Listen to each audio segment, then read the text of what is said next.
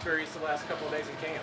It's been good. It's been really fun. Obviously, it's intense, uh, but that's just part of it, and I think it's just been a really enjoyable experience so far. What's it like having a couple of other guys going through this like Kingsley and CJ? That you got 3 draft picks on the offensive line that you guys kind of lean on, and you're getting to know each other. Yeah, I think not even just the draft picks. The entire offensive line room that's here is very cohesive, and we all have great relationships with each other. And so it's not really one person leaning on another; it's everybody leaning on each other. And I think it's the room and the culture that has been built here in the offensive line room is extremely good. What's your impression of where Coach Heck is going to want to have you working this camp?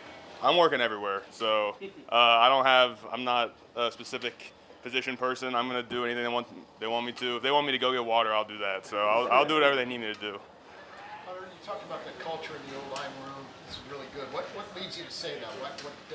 What reasons do you have for that? Just the way the vets have been extremely helpful in everything since the rookies have gotten here during OTAs. Not just football stuff, but personal stuff. Stuff about Kansas City.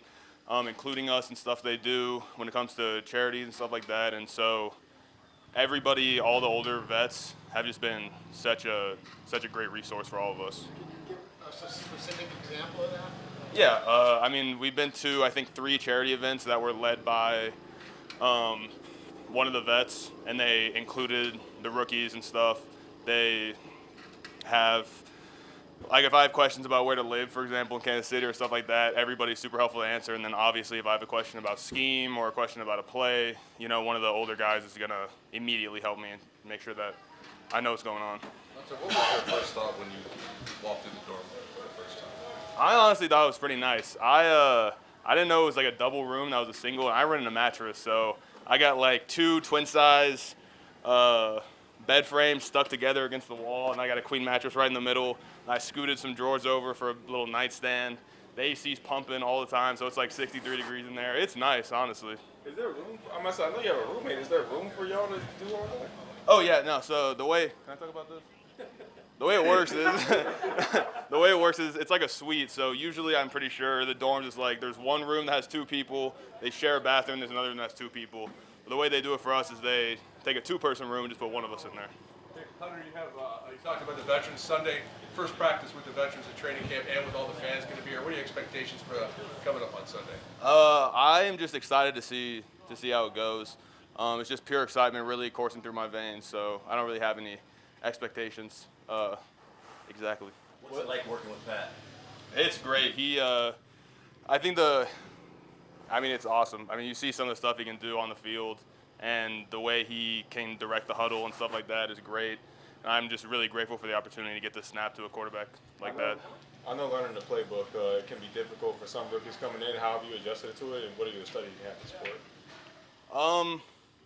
I study a lot. So it's a lot of repetitive note-taking and drawing plays up and scheme, trying to get mental reps in my notebook rather than being out on the field.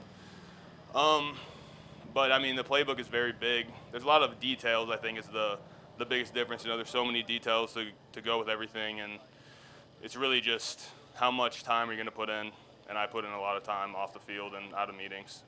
Tell us about your dorm room. It looked like you brought a Lego orchid in the other day. Tell us a little about that. Yeah, I did. I'm a big Lego guy. I've said that in interviews before, so I brought like one of my smaller sets just to have a piece of home with me. It's a Lego orchid, but I have like a bunch of Lego sets. So that was it's just something to, keep you centered. Is that, I'm assuming it's going to be Legos, and what was in the Ultra bag also? The Ultra bag was shampoo and conditioner. How much do you think you can take away from a guy like Creed Humphrey, once he does get here? I don't even think it's a tangible amount.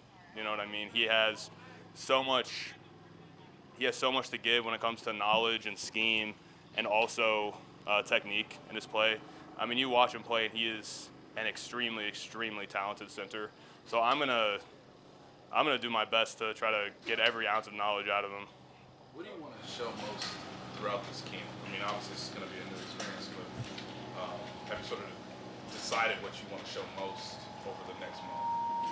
I think that it's a common theme with most rookies. I just want to show that I can hang with these guys, and I can compete at a high level, and I'm gonna do everything I can in my power to do that. We'll go a couple more. Let me get her back there. What type of Lego sets do you have? I have the Lego Orchid. I have a Coliseum, which is like a 10,000 piece set, like this big and like this tall. I have a Bugatti that's like this big. I have an F-150 that's like this big. Dodge Challenger. I have a crane that moves. What's the other one I have? I have another big one here. Oh my God, a Formula One car. Do you have like a whole A shelving unit? Yeah. I'm planning on getting one, so. How old were you when you started your interest in this? Young. I had a Lego Batmobile when I was like 8. I think I got it for Christmas, and I built it over Christmas break. And then being an 8-year-old, I was clumsy, and I remember dropping it down the stairs and just raw emotion. That's all that happened when I dropped it. Last one right here, PJ. So I'm gonna say Legos. You got the Legos, you got the Monster, you got the Ultra, and the constant note taking. Just what's the best way for you to learn? And you got the engineering background also. So what's the best way for you to learn and kind of process all that knowledge? I think the best way for me to learn is to take in like all the information, for example, during meetings, and then go back on my own and start organizing it in a way that makes sense to me, and using my own words to reflect on what I learned, and just honestly just repetition, just doing stuff over and over, writing stuff down over and over again, and it takes a lot of time, but it's what I'm here to do. So. Perfect. Thanks, Hunter. Thank